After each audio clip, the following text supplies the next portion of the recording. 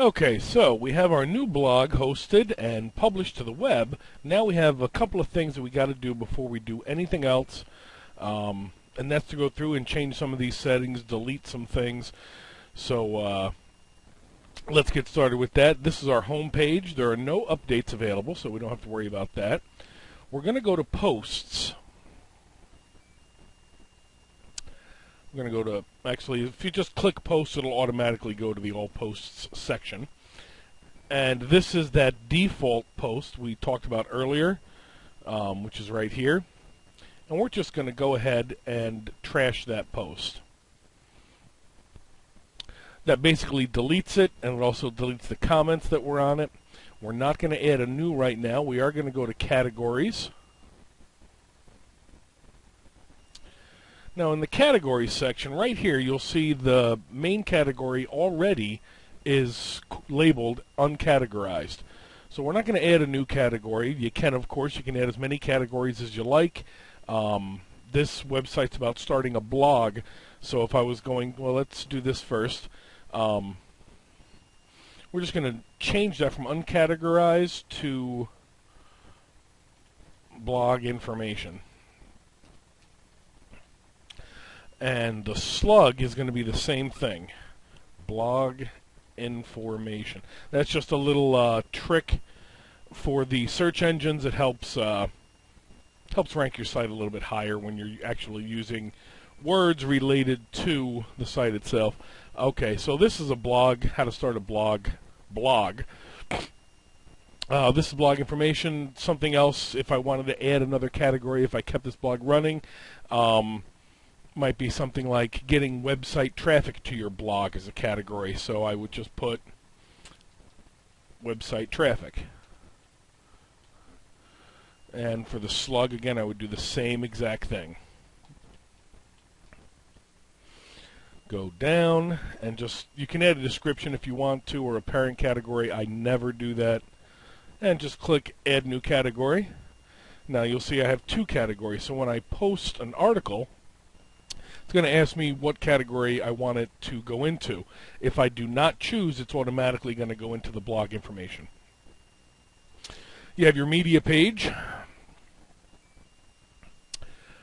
And I mentioned this on a previous video, but because I'm recording, it slows my entire computer down, which includes page load time. You really don't have anything that you have to do here. You have pages. And they've published a sample page. We're just going to go right through, just like we did with the post. We're going to trash that. We have no reason to have that on our blog. Of course, right here in this section, you can add a new page. Comments, there are no comments. I'll switch over there real quick, because when we deleted the post, it deleted the comment. Appearance, this is where you're going to change your theme. So I clicked right on Themes, and it brings me here. Now, to find a different theme for yourself, what you do is you click on Add. They have themes that are already populated here. You have 2015, 2014, 2013, but there's lots of other options. So let me just go through this with you fairly quickly. I'm going to hit Add New Theme. Let me bring this over so you can get a better view. And on this page, there's going to be all different themes that you can upload to use for your blog.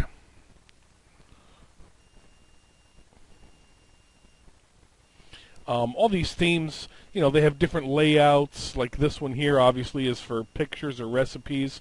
It has, 4 pictures. Here's your category list here. You choose the theme that you like. Personally, my personal opinion, the best way to keep your blog running good and everything else is to use a very simple theme. And a simple theme is a theme such as 2012. It's actually my favorite theme. I use it on a lot of my blogs. So let's wait till that loads up. It should be the first one as this page loads. Yep, right here.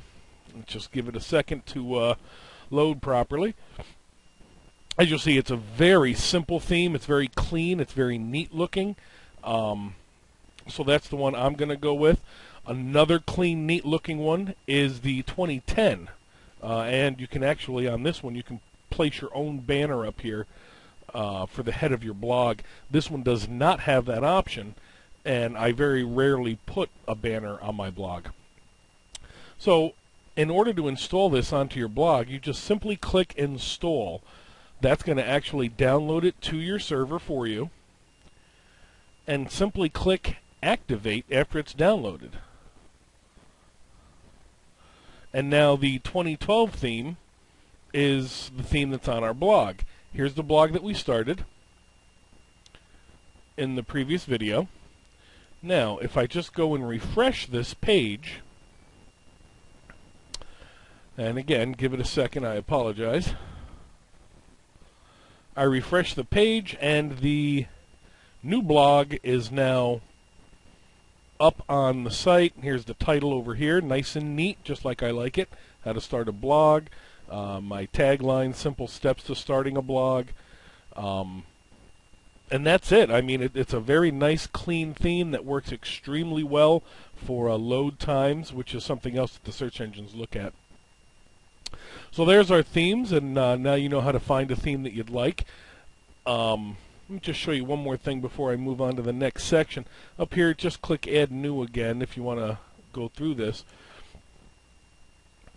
Here, there's a button called Search Themes, and I know I kind of showed it to you before, but let me just do something else here. Actually, I want to do a couple of things. We're going to do the feature filter. Let's say that you want the blog to be orange. The layout will go with 3 columns, because that's just something a little bit different from most blogs. Features you don't really have to worry about at this point. You can click on something if you'd like, but it's not necessary. And they have different subjects too, so if you wanted to make a blog for a certain holiday, just click on that. If not, go ahead and just leave that blank. Now when you leave that blank and you just click on the color you're looking for and the 3 columns,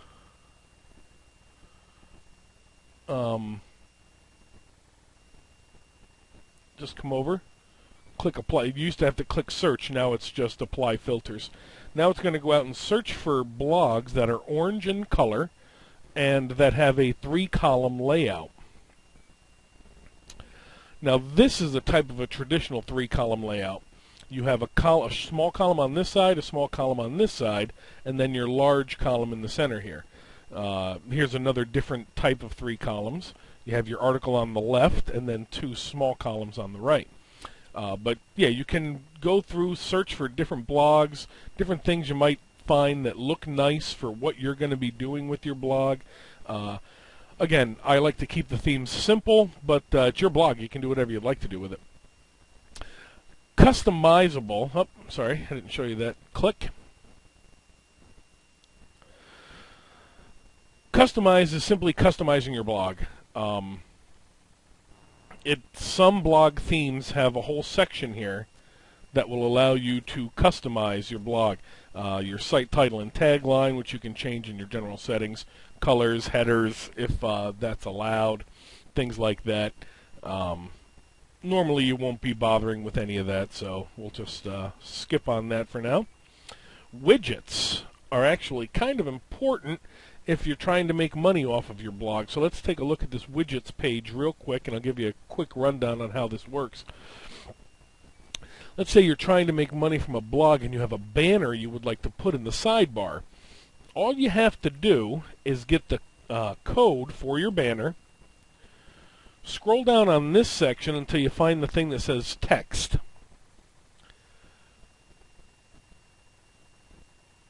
Drop and drag that, or drag and drop that to your sidebar. Here I put it on the main sidebar at the bottom, but let's say I want it at the top. All I have to do is bring it up higher, and it'll automatically reorganize everything else and put my text on the top. So I'll open that up again.